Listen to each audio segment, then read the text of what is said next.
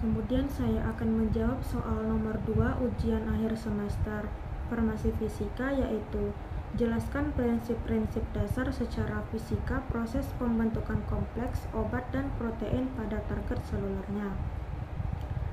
Distribusi obat merupakan proses suatu obat yang secara reversibel meninggalkan aliran darah dan masuk ke interstisium atau cairan ekstrasel dan atau ke sel-sel jaringan.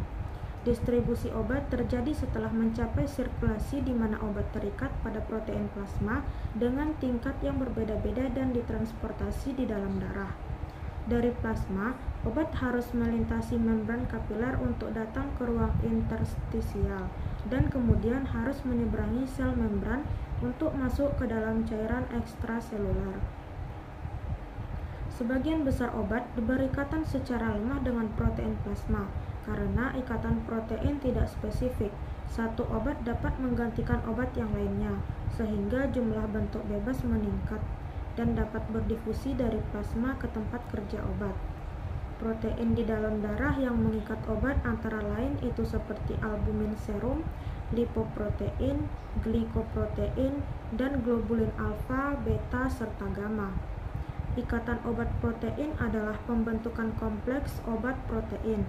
Kompleks ini dibentuk oleh obat yang berikatan dengan protein.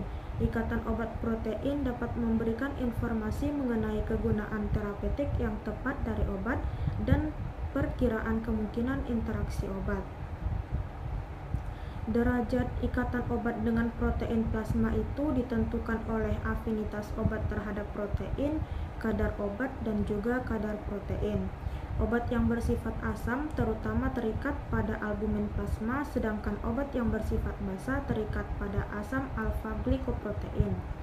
Interaksi terjadi bila dua obat berkompetisi untuk berikatan dengan protein plasma yang dapat mengakibatkan peningkatan konsentrasi obat bebas.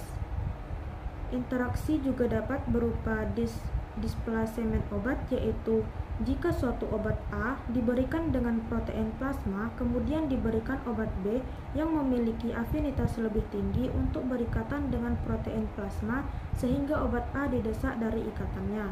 Contoh obat dengan afinitas tinggi ikatan protein ini seperti phenytoin, warfarin, dan tolbutamide.